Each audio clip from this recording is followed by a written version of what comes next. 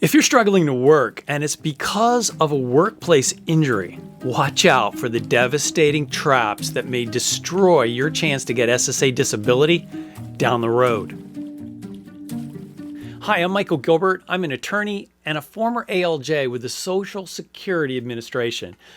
To be clear, SSA does not endorse anything I'm about to tell you. If you're someone who's struggling to work and you've watched our previous episodes, you know what's up. You learned that unless SSA sees the real you, it's all too easy for them to collapse you, a real person, into a series of digits, a number holder. You learned that it's critical that you explore your options before you file for Social Security disability. You don't want to get locked into a course of action before you know what lies ahead. So why listen to me on these subjects about struggling to work? First, I have an LLM, a master's degree in labor and employment law. Second, while a Marine Corps officer, among other positions, I served as the regional counsel advising senior officers concerning about 1/3 of all federal civilian employees that support the entire Marine Corps.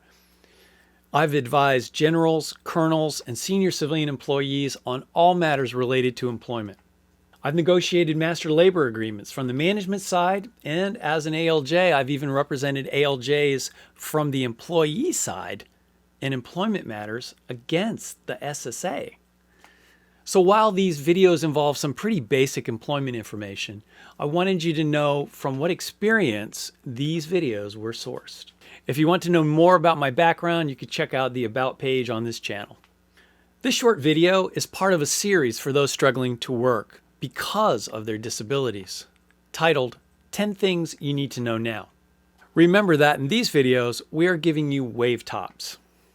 If you think what you learn here may apply to you, you can do a deep dive into the subject on your own, or you can ask questions in the comment section. As a reminder, get on our email list to get notified about new videos and to get access to resources you won't get anywhere else. If you're struggling to work and it's because of a workplace injury, you may have a workers' compensation claim.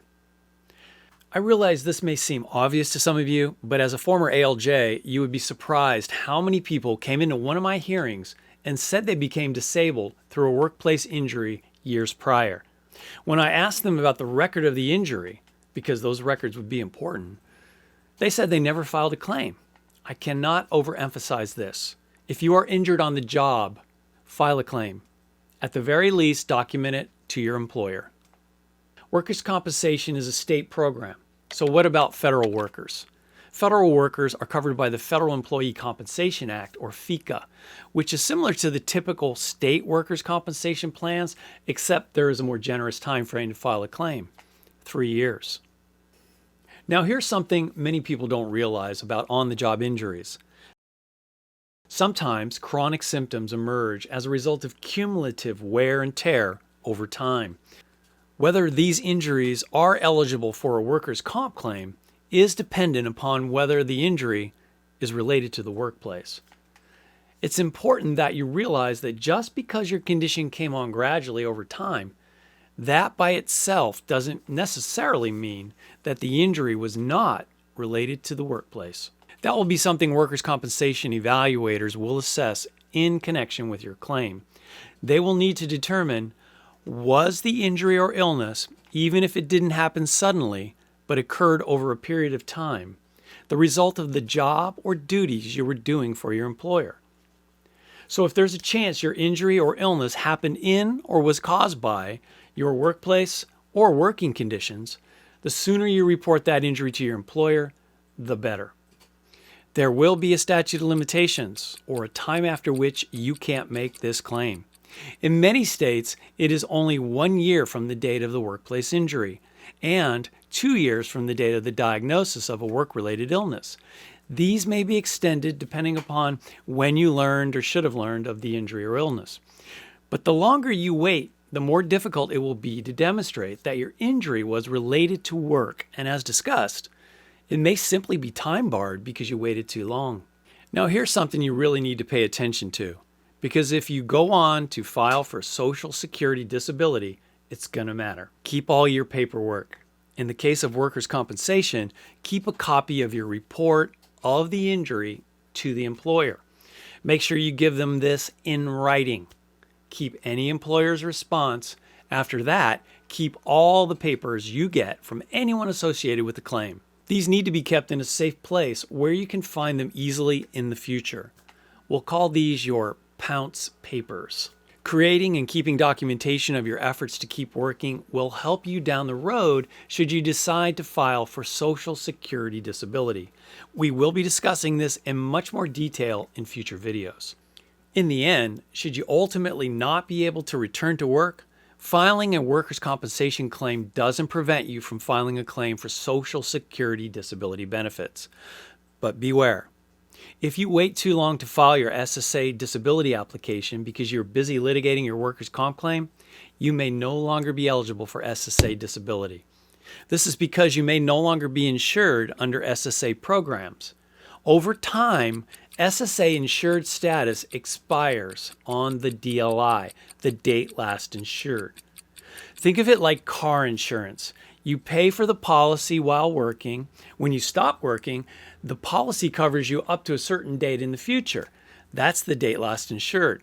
And just like auto insurance, an injury after the policy expires will not be covered. So how do I find out my Date Last Insured? You should be able to find out this date by accessing your My SSA account on the SSA.gov website. We'll be giving you more information about My SSA a little later down the road. You'll find a link to My SSA in the description. There is a manual way to determine insured status. Yeah, that's a rabbit hole we don't need to go down. Instead, go to My SSA and create an account, and you should be able to find out your DLI there. So let's stay focused on the high points. If you get on workers' comp and then go on to later receive disability benefits from SSA for the same time period, the SSA award will likely be reduced. It will be offset by the workers' compensation benefits you have received. We can discuss more about workers' comp offset if there's a significant interest in the comments.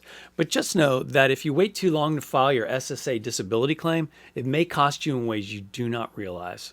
Workers' compensation claims can be complicated, and you may want to talk to an attorney in your state who deals with your state's workers' comp. This is especially true if you've had a previous workers' comp claim that settled or ended, but you are now concerned that your current struggles with working are related to that prior claim or injury. Regardless, if you were injured on the job or as a result of your employment, you should definitely, 1, report the workplace injury to your employer, and 2, do so as soon as possible. All right, so see you in the next video, reasonable accommodation.